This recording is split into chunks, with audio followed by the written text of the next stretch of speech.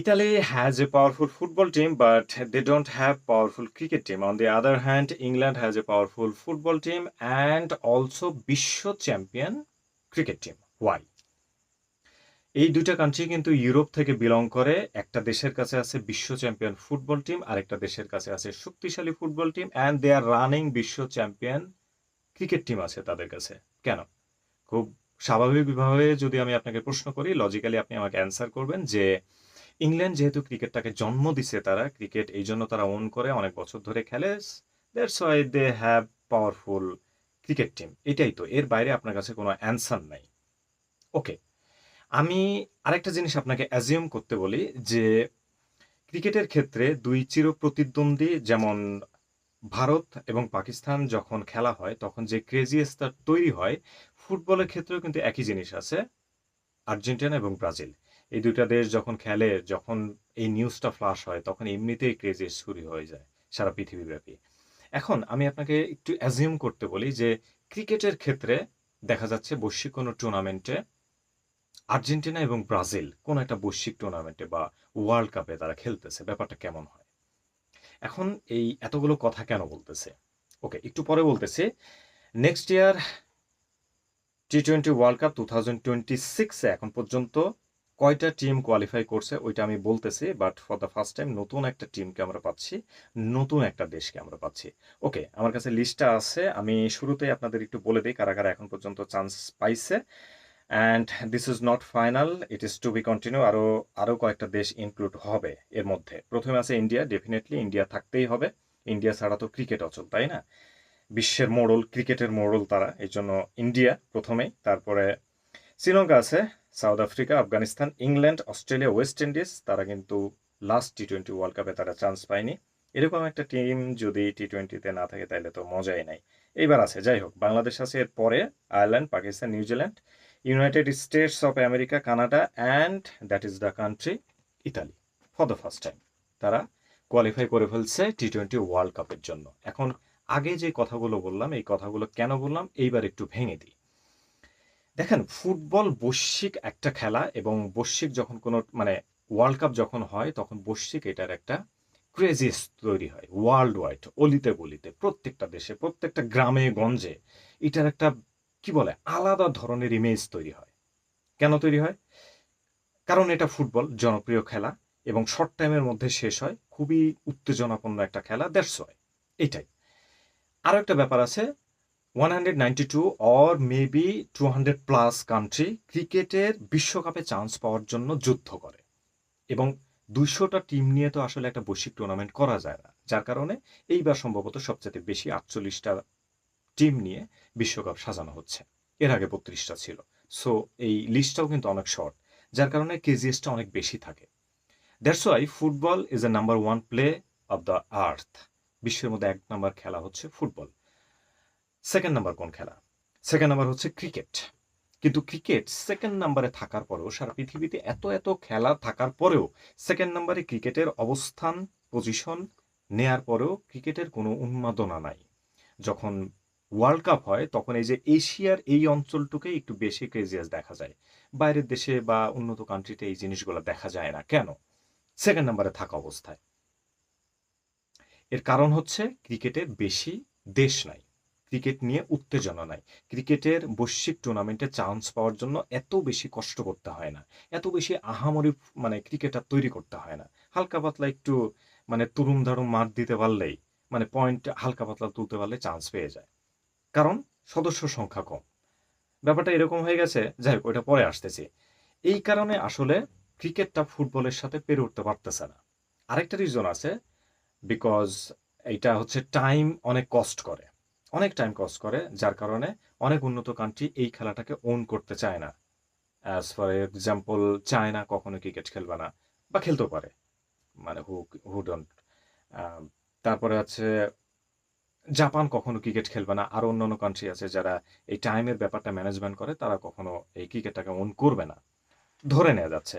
এর বাইরে তো আরো দেশ আছে, ইউরোপের অনেক কান্ট্রি আছে যারা ক্রিকেটকে ওন করে, শক্তিশালী পর্যায়ে এখনো যাইতে পারে নাই। Sorry, Latin America, south America, এরপরে আফ্রিকা অঞ্চলে অসংখ্য দেশ আছে, কিন্তু এই দেশগুলো আসতে পারতেছে না বা জয়েন করতে পারতেছে না।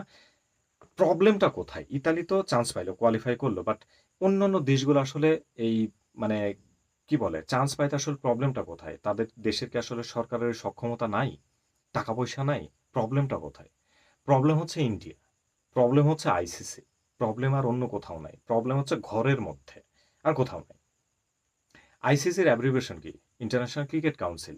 এটা হচ্ছে লজিক্যালি, বাট ইনডাইরেক্টলি এটার অ্যাব্রিভিয়েশন হচ্ছে ইন্ডিয়ান ক্রিকেট কাউন্সিল। আইসিসি ইন্ডিয়াকে ওন করে, ইন্ডিয়া আইসিসিকে ওন করে। তারা দুইজনে খালাতো মামাতো চাচাতো, মানে কি বলবো, মানে আপন মায়ের পেটের ভাই। একজন আরেকজনকে ছাড়া চলতে পারে না। কিন্তু বৈশ্বিক একটা অর্গানাইজেশন আইসিসি, ইন্ডিয়ার কথা ছাড়া কোনো কথা শুনবে না। যখন কোনো খেলা হয়, খেলতে যাবে, আরেকটা প্লেয়ার মানে আরেকটা টিম তারা মাঠ পর্যন্ত দেখতে পারে না, পিচ তো দূরের কথা। সেইখানে ইন্ডিয়ার প্লেয়াররা গিয়ে যেই পিচে তারা আগামীকালকে খেলবে, আজকে তারা ওই পিচে গিয়ে প্র্যাকটিস করে। এর থেকে বড় দুর্নীতিবাজ কান্ট্রি আর হইতে পারে? এর থেকে বড় দুর্নীতিবাজ, এর থেকে বড় ডিজাস্টার, কোশ্চেনেবল কোনো অর্গানাইজেশন আর হইতে পারে আইসিসির মতো? না, হইতে পারে না। যার কারণে এই ফুটবলটাকে সারা বিশ্বের মানুষ এনজয় করতে পারতেছে না। এটা যথেষ্ট এনজয়েবল খেলা। পরতে পরতে রেকর্ড, পরতে পরতে ইমেজ, পরতে পরতে মানে টান টান উত্তেজনা, বলে বলে উত্তেজনার একটা খেলা, অথচ কোনো ক্রেজিয়াস নাই, শুধুমাত্র ইন্ডিয়ার কারণে। ক্রিকেটটাকে গলা চিপে ধরে রাখা, গলা চিপে হত্যা করার পিছনে ইন্ডিয়া দায়ী। ক্রিকেটটাকে সম্প্রসারিত করার মানে করতে না দেওয়ার কারণে ইন্ডিয়া দায়ী। ক্রিকেটটাকে সারা বিশ্বে ডোন্ট এক্সিস্ট এই ব্যাপারটাকে ওন করার জন্য ইন্ডিয়া দায়ী। কেন? এবার আসি কেনর পর্যায়ে। এক নম্বর হচ্ছে যে তারা মোড়ল থাকতে চায়, মানে কে ক্ষমতা ছাড়তে চায়। এখন মোড়ল কখন তারা ছেড়ে যাবে, এই জিনিসটা কখন তাদের হাতছাড়া হয়ে যাবে, যখন অনেকগুলা দেশ এটার মধ্যে ঢুকতে যাবে, তখন তারা প্রশ্ন করা শুরু করবে। Powerful powerful country, say for example Russia যদি এটার মধ্যে ইনক্লুড হয়, রাশিয়ার প্রেসিডেন্ট যদি এটা নিয়ে একটু নাড়াচাড়া শুরু করে, তাহলে ব্যাপারটা কেমন হবে? তো এর কারণে আসলে বেশি দেশ তারা ইনক্লুড হতে দেয় না। এই নিউজটা আপনারা অনেক আগে থেকেই জানেন। টেলিভিশন চ্যানেলে নিউজগুলো খুব সুন্দর করে তারা পাবলিশ করে। তারপর তাদের কাছে অনেক এভিডেন্স থাকে। আমি তো অত এভিডেন্স শো করবো না, একদম র ভিডিও ছাড়বো উইদাউট এনি এডিটিং। সো আপনারা এই জিনিসটা জানেন তারা কেন এই জিনিসটা করে। তারা চায় না তারা তাদের এই মোড়লগিরি হারাক, তাদের এই দুর্নীতির হিসাব কিতাবটা ছাড়া মানে হারাই যাক। আমি বলবো না যে একদমই দুর্নীতি করে তারা খেলায় জিতে। সচিন টেন্ডুলকারের মতো প্লেয়ার ইন্ডিয়াতে জন্ম নিছে, সুনীল গাভাস্কারের মতো প্লেয়ার আছে, এখন বর্তমানে আছে বিরাট কোহলি আছে।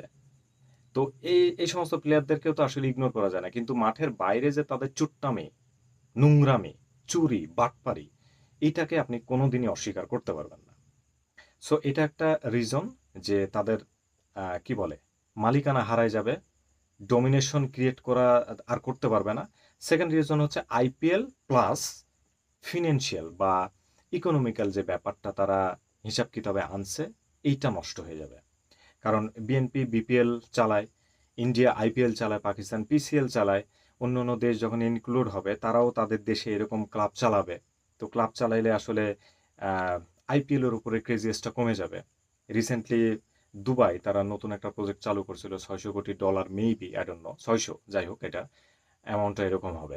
$600 কোটি দিয়ে তারা একটা ক্রিকেটীয় টুর্নামেন্টের আয়োজন করতে চাইছিল, বাট আইসিসি আইপিএল তারা এটা ক্যান্সেল করে দিয়েছে, মানে এটা হইতে দেয় নাই। কেন? কারণ ওইটা হইলে আইপিএলের ওপর থেকে চাপটা কমে যাবে, ক্রেজিয়াসটা কম হয়ে যাবে, অর্থনৈতিকভাবে তারা ভঙ্গুর হয়ে যাবে, মানে ভারতের অর্থনীতি।